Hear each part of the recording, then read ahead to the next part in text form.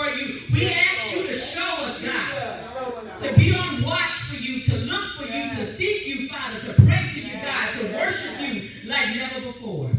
So have your way, God. Have your way, God.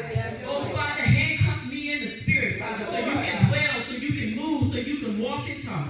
God, I thank you for every soul in this place, Father. We don't take it for granted, God, and we thank you that they will receive, Father, what you have prepared for them today. And Father, I thank you for my husband and my son, Father. I thank you, God, just for their obedience, God. I thank you for their support, Father. I thank you, God, just for their love. And God, I thank you for the chosen team, God. Just blessing them, blessing them, and blessing them. Oh, God, we thank you for more to come. So, God, we give you the praise. We give you the worship, God. We give it all to you. And it's in Jesus' mighty, matchless, miraculous name that we pray this prayer. Hallelujah. Thank you, Jesus. It is so and amen. Amen. Look at God. Amen. Well, welcome to Chosen Ministries Church. We are going to move on a move of God today. We are trusting God today. And God had been telling me just to wait on how he exceeds things, how we will move quickly. So we have to be in position every time when God is moving and be under his authority, because you never know who he'll do your whole church. So praise God for that. All right, if you can stand for the reading of the word, we're going to be in 2 Kings, the 5th chapter. 2 Kings, the 5th chapter. I'm going to try to slow myself through this word so we can get what God has given us today. 2 Kings, the 5th chapter. All right. It says, Naaman is healed. Now Naaman, commander of the army of the king of Aram, which was considered a great man by his king, and was highly respected because through Naaman the Lord had given victory to Syria. He was also a man of courage, but he was a leper. The Arameans have gone out in bands and raided and had taken over basically the little girl from the land of Israel. She waited on Naaman's wife as a servant. She said to her mistress, I wish that my master Naaman were with the prophet who is in Samaria. Then he would heal him of his leprosy. Naaman went and told his master, the girl who was from the land of Israel said such and such. Then the king of Aram said, Go now, and I will send a letter to the king of Israel. So he left and took with him 10 talents silver and 6,000 shekels of gold and 10 changes of clothes. And he brought the letter to the king of Israel. It said, And now when this letter comes to you, I will have sent my servant Naaman to you so that you may heal him of leprosy. Verse 7. When the king of Israel read the letter, he tore his clothes in shock and outraged as the request and said, Am I God to kill and to make alive, that this man send me a request to heal a man of leprosy? Just consider what he's asking and see how he's seeking an opportunity for a battle with me. Now when Elisha, the man of God, heard the king of Israel and had torn his clothes, he sent word to the king asking, Why have you torn your clothes? Just let Naaman come to me, and he shall know that there is a true prophet in Israel. Verse 9, So Naaman came with his horses and chariots and stopped at the entrance of Elisha's home. Elisha sent a messenger to him, saying, Go and wash in the Jordan 7 times, and your flesh will be restored to you, and you will be clean. Verse 11, But Naaman, with his proud self, was furious and went away saying, Indeed, I thought he would at least come out to see me and stand and call on the name of the Lord his God and wave his hand over the place of leprosy and heal the leper. Verse 12, And are not Abba and Parphar, the rivers of Damascus, better than all the rivers of Israel? Could I not wash in them and be clean? So he turned and went away in a rage. Verse 13, Then his servants approached him. My father, if the prophet had told you to do some great things, would you not have done it? How much more then would he have said to you, Wash and be clean? So he went down and plunged himself into the Jordan 7 times, just as the man of God had said, and his flesh was restored like that of a little child as he was clean. And I'm going to go down to verse 16. So actually, I'm going to back up. Then Naaman returned to the man of God, and he said, all the people in his group stood before him. He said, Behold, I know that there is no God in all the earth except in Israel. So now accept a blessing and gift from the servant. Verse 16, But Elisha said, As the Lord lives, before whom I stand, I will accept nothing. He urged him to take it, but Elisha refused. Naaman said, if not then, please let your servant be given a load of earth for a team of mules. For from this day on, your servant will no longer offer a burnt offering nor a sacrifice to other gods, but only to the Lord, the God of Israel. In this matter, may the Lord pardon your servant when my master, the king, goes into the house of his God, Remnant, to worship there. He leans on my hand, and I bow in the house of Remnant. When I bow in this house, may the Lord pardon your servant in this matter of attending with his worship. Elisha said to him, go in peace. So Naaman departed and was a good distance from him. Amen. You may be seated in the presence of the Lord. So there's a lot to unpack here. But what's important is that Naaman, he was seen pleasing in God's eyes, and he had this disease. And so he had to go travel and get obviously healed. But Naaman still had some things he had to deal with. And so when the Lord gave this to me this morning, I kept going back. I said, well, Lord, you can preach all through this passage because there's so much in here. We are currently living in a time where it's hard to identify the morals and values and integrity of the body of Christ. More importantly, it has been hard to identify the mustard seed of faith that God requires of us as one of the covenant requirements that we have with him, to say if we're in relationship with him, that we believe by the mustard seed what God is saying and what he's going to do in our life. We claim to have faith, however, our actions say otherwise. We claim to believe that there is a God named I Am, and a God named Yahweh, Rapha, the Lord who heals. We claim to believe that he is the way maker, the miracle worker, and everlasting God. However, when things get tough or times get great, we tend to forget the Almighty. When things get tough, and even when times get great and shiny, we forget the Almighty. And if I had to title this message, it would be, whose agenda are you pushing? Whose agenda are you pushing? As we see in the passage, there was a little girl who had been taken captive from Israel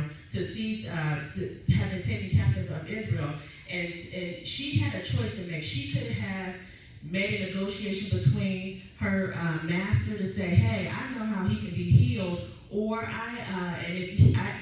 I tell you who can heal him, you got to let me go. So she had an agenda to push, but the only agenda that she pushed in a time of trying time was God's agenda. She didn't get caught up in her current situation. She pressed through in the knowledge that was stored in her at a young age, because she was a young girl. So we know that wherever she lived in Israel, her family brought her up in the Word. So she knew that there was a God that lived over there, a God that dwelled over there, and she knew what can heal this man. So she didn't push her own agenda. She said to the man, she said, only if my master were with the prophet who is in Samaria, for he will be healed him of leprosy. This young servant knew where the Spirit of the Lord dwelled. She knew there was something greater waiting for Naaman in Israel. Her morals and integrity showed at this very moment. She didn't try to negotiate anything for herself. She simply said, if you want to be healed, here's where you need to go. Amen? Now, Naaman, with his anxious self, he went to the king and said, such and such news, that I heard that if I go here, this is what needs to happen. And then the king writes a letter to the king of Israel saying, hey, I have this proposition. If you heal him, we'll give you this. The king of Israel obviously tears his clothes because he's upset that such requests have been made to him, as he knows that that was not his jurisdiction land. He knew he could not heal the soul. He knew he could not clean this man. So he was upset, and he said, am I God? Am I God? The word gets back to the true prophet. And so there's two lessons. One, what agenda will you serve? And two, knowing your lane. Sometimes we get out of our lanes of thinking that we can do this. I can't sing, so I'm not going to bellow out a song. So I know to stay in my lane. I know to bring a minister here who knows how to sing that will be in her lane. So the king of Israel knew that was not his jurisdiction to try to heal somebody. But he was even caught up in his own feelings because he's thinking, he's trying to set me up. Because they have been at odds with each other. So he's like, well, what is he up to? You think he can send me a little letter and I'm going to be okay with this? So he tears his clothes and his immaturity, and the word gets back to Elisha. Elisha said, hey, get yourself together. Let him come. Let him come. Because there's a true prophet here. Elisha makes the arrangement for Naaman to come to his house. Naaman shows up with his proud self full of money and goodies. And I even checked in the commentary, and the commentary said that the silver that he arrived with was of $1.7 million. So Naaman came with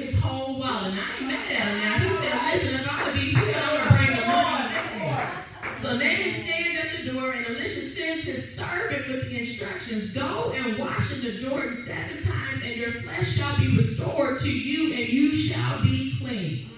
Now watch this. Naaman becomes upset. Now, I was confused. I'm like, well, if you want to be healed, why don't you go do what you're supposed to do? You traveled this long way. You had got the nerve to be proud. And so God was telling me, you all are the same way. I tell you something so simple, and you get caught up in your feelings. Just go apologize. The Lord, did you know what they did to me? Just go bless them real good. Oh, Lord, you know I got to pay this bill. God gives us simple instructions, and we get caught up in our feelings. Amen? Simple instructions. Father, I don't need to go to that church because such and such and such and such. And God said there is something waiting for you in the Jordan. Amen. So he's upset. He's mad. He said he's traveled this way. He's traveled this long. He done brought all his goodies. He done brought his wallet and everything. Brought his team. And he's saying, this man telling me to go get in this dirty water. And I know that there's a clean river somewhere else, at least where I go back to where I live. And so God had to make him humbled at this time. See, when God wants to bless us, we can't pick and choose how we will receive the blessing. We can't get indignant with him talking about, Lord, you want me to do what? You want me to say what? You want me to go where? You have to ask yourself, who agenda am I pushing? Who agenda am I pushing? God is trying to get us to a place of obedience and sacrifice. He wants us to stop making every situation about us. It's the reason why you are still on that job. It's the reason why you're still walking through the certain trial that you are walking through. God is trying to show you something in this season. Father, what agenda am I pushing? Why am I here? Am I here just for me, or is there something much more greater for me to do that you need to do through me? Whose agenda are you going to push? Am I really living to the commitments of Christ? Am I walking in false humility? Am I making everything about myself? God is calling you to get at his feet so he can wash you of your leprosy of doubt. He's calling you to get at his feet so he can wash you of your leprosy of fear. He is calling you to get at his feet so he can wash you of the leprosy of not enough. He is calling you to get at his feet so he can wash you of the leprosy of jealousy. He is calling you to get at his feet so he can wash you of the leprosy of insecurity. He is calling you to get at his feet so he can wash you of the leprosy of woe is me. God is calling us to get at his feet so we can get at the Jordan and be cleansed of these things that are keeping us away from him. God is saying, do you want to be clean? Do you want your agenda or my agenda? I have something so much more greater for you. Whose agenda will you push today? Will you push your agenda or will you push his agenda? We have to be clean. We have to be clean. God is calling us so we can get at his feet so he can wash us of the leprosy of doubt. He is calling us to get at his feet so he can wash us of the leprosy of fear. He is calling us to get of his feet to wash us of the leprosy of not enough. Not enough. Not enough. God has kept us, but we keep saying not enough. God has covered us and we keep saying not enough. God has pushed us and we keep saying, Father, woe is me. God said, daughter, I have to wash you of this leprosy. Because there's something so much greater for you in this season. Are you ready to push his agenda? Are you ready to stay in your vomit? Naaman could not be healed because he thought that his healing will come through his money. Naaman could not be healed because he thought his healing will come through who he was. I'm the commander. I am affiliated with this person. But God said, your money, your education, your zip code, your lubricants will not heal you from this thing that's inside of you. But God is calling us in this season that we have some things that we have to get together. God is calling us in this season to say, do you even know you have leprosy? Amen. God said you got some isms and some schisms that need to be worked up out of you. But I have a blessing for you that I want to heal you of these things. So get yourself at his feet. Get yourself humble before God. Amen. Get yourself humble before God. God says in 1 Corinthians chapter 7, verse 14, if my people who are called by my name will humble themselves and turn from their wicked ways, seek him, seek his face, he will heal the land. He will heal the land. So we have to continue to ask ourselves, do we want to be clean? Have you identified that you even have leprosy? Have you identified that? Another thing with this passage is, thankfully enough, Naaman had a servant who understood the instructions that were simple, but they were very meaningful. He gives Naaman wise counsel. I always talk about that you got to be careful about the people you have in your circle. You have to be able to identify the fans from the true friends. Because a true friend will tell you some things. A true friend will tell you, hey, you're not, this ain't adding up for you. Come on now. That friend will let you know when your collar is hanging. Yeah. That friend will let you know when your stuff is out of order. Yeah. That friend will even identify the leprosy in all your Maybelline, as my pastor used to say. Your friend will let you know that in all that stuff that you got going on, there's some leprosy that needs to be delivered up out of you. Amen? Amen. Amen. So when Naaman came to himself to be humbled, he came to his senses. Then he followed Elisha's instructions to get healed immediately. He then goes back to the man of God and says, indeed, now I know that there is no God in all earth except in Israel. Now therefore, please take a gift from your servant. Elisha quickly nips that in the bud. He tells him no. Elisha makes it clear that it was not the doing of him who healed the man, but it was the Lord. So when you go back to that passage, there was a reason why Elisha sent the servant to give him the message. Because he knew that this was God's agenda. Because sometimes we ride God's coattail. We act like we did something. God's like, I did that. So he had to send the servant to Naaman. So Naaman understood that this was nothing but God. That there was nothing that the servant did. Elisha, yes, he was a prophet, but he was in there. So clearly he did not do that. So Elisha knew with his wisdom that this man had to be healed even in his faith. Yeah. So Elisha quickly pushes the right agenda. He knew that that was not a proper time to receive any gifts. And he knew that God was working some things out. Not only did he heal Naaman of leprosy, but he also delivered him from worshiping these other gods. Yes. And the passage goes on to say that Elisha, his servant, went back and stopped Naaman. And he told Naaman, hey, we want to receive this gift. And so his name was Gehazi. So Gehazi goes back and tries to receive this gift from Naaman that Elisha had turned down. And he tried to hide the gift. And so when he hides the gift, I'm going to read this. It says, then he went in and stood before his master. Elisha asked him, where have you been, Gehazi? He said, your servant went nowhere. Elisha said to him, did my heart not go with you when the man turned from his chariot to meet you? Is it a proper time to accept money and clothing and olive orchards and vineyards and sheep, oxen and male and female servants? Therefore the leprosy of Naaman shall cling to you and your descendants forever. So Gehazi departed from his presence, and a leper as white as snow.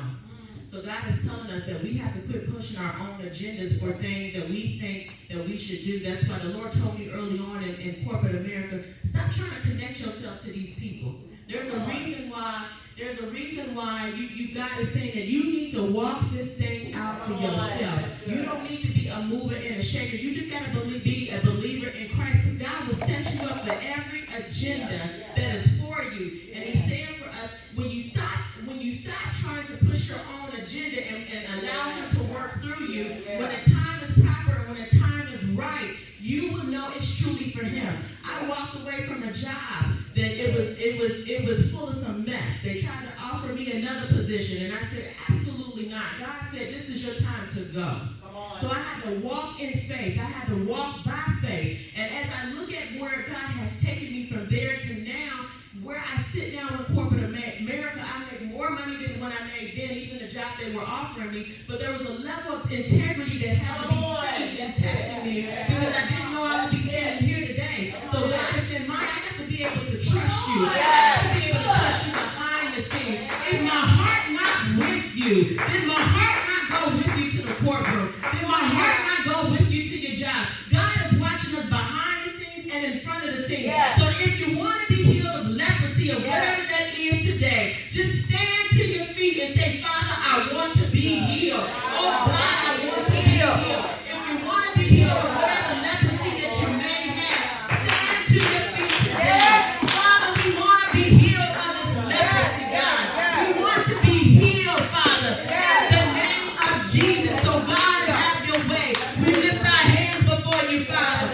We lift our hands before you, God. We want to be healed of these things that are not of you, Father. We want to be healed of fear, Father. We want to be healed of lack of knowledge, God. We want to be healed of doubt, Father. We want to release these things at your feet, Father. Oh, God, we want to be seen clean in your eyes, God. Oh, God, we desire to be at your feet, Father. We desire to hear from you, God. We desire, Father, your love. We desire, God, just to hear what you're saying in this season. Oh, God, we no longer want to push our agenda, Father. We just want to push your agenda, Father.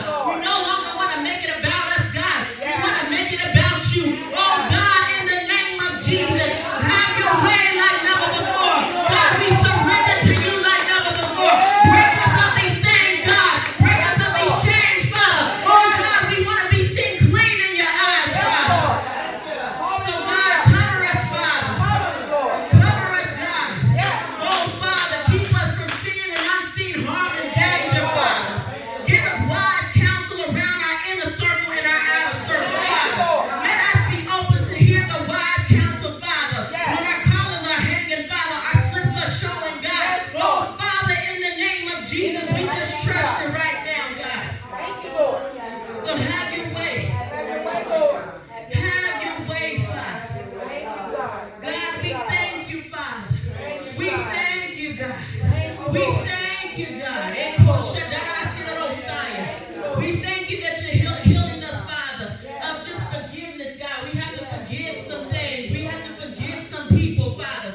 We thank you, Father. We thank you for all that you do, all that you continue to do. We thank you, God. We give you worship, Father. We worship your name. We lift your name, God. We want to thank you right now, Father. We want to thank you for carrying us in our dark times, Father. Oh, God, heal our heart like never before. We thank you, Father. We thank you, God. Oh, God, we thank you, Father. Oh, just heal us right now, Father. Heal us right now. Thank you, Lord. We love you, Lord God. We praise you, Lord God. We magnify you, Lord God. We lift up your holy name, Lord God. We thank you for your presence in this house, Lord God. In this sanctuary, Lord God. Your holy place, Lord God. Oh, Lord, we just thank you. We thank you for what you're going to do and what you've already done, Father. Oh, Father God, we just love you, Lord. We magnify your holy name, Lord God. We thank you for being Jehovah Nissi, Lord God. That banner of protection all around us, Lord God. We thank you, Lord God, for being El Shaddai. Hallelujah. God Almighty. We just magnify your holy name, Lord God. Go with us, Lord God. When we leave this place, let that word be down in us, Lord God. Rooted and grounded, Lord God. Be a whisper in our ear, Lord God. Whose agenda are we serving, Lord God? And it's for you, Lord God. We just thank you. Father God, give us a spirit of humility, Lord God. Help us to continue to be humble before you, Lord God. Help us to continue to hear your voice, Lord, and your voice only, Lord God. And Lord God, bless this woman of God. Strengthen her, Lord God. Continue to open her spiritual ears and her spiritual eyes, Lord God, that she can hear from you, Lord God. Oh, Father God, and bless her family, Lord God. Keep them as one entwined, Lord God. A unity, Lord God. A servant for you, Lord God. And Father God, each and every person is in this sanctuary today, Lord. We want you to follow them, bless them, Lord God. You know what the needs are in their homes, Father God. If it's healing, Lord, heal. Hallelujah. If it's financial, we thank you for the provisions, Lord God. Oh, Lord God, just bless us spiritually, Lord God. Restoration, Lord God. Redemption, Lord God. Deliverance, Lord God. We thank you for it, Lord God. Help us, Lord God. Lead and guide us, Lord God. And it's all in your mighty, hallelujah, Son's name, Jesus, that we ask this prayer. In Jesus' name, amen.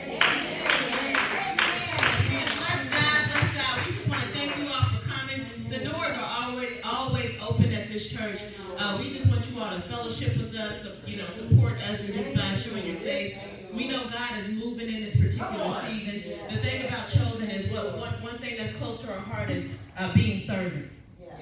We want to serve in the community. We want to get the unclean. We want to get those who may be churched out. We want to create a space for them just to come and to hear the word of God, to hear the true doctrine of God, and allow God to move in our life. Amen. And so it's not going to look like what you normally used to seeing. We're going to flow by the Spirit of God. Wanda, I thank you for being here. Wanda had to lady rest her husband, and she's been holding up. She still look good. My grandma used to always say, baby, just because you're going through something, I mean, you need to look like it. So she don't look like what she just walked through. Amen. Amen. So we just want to thank her and my mother-in-law for coming. But I hope to see you all more and more. And as Elder Jay was saying, is that we have the family cookout. And we are truly trying to bless 50 families. Amen. God has been faithful through this whole thing. And we have the book bags, and we have even just the space that God has provided for us. He blessed us out of nowhere. He kept saying, I'm going to expedite some things for you all. I'm going to expedite. And I'm like, today, Lord? And so he worked it out. So we're going to have refreshments, and we are going to... we're going to fellowship, but before we do that, I just want us to get around Aunt Wanda and just lay hands on her in regards to just asking God to cover her right now. Yeah. Amen. Amen. Father God, we just thank you, Lord. We just thank you for this woman of God, Father.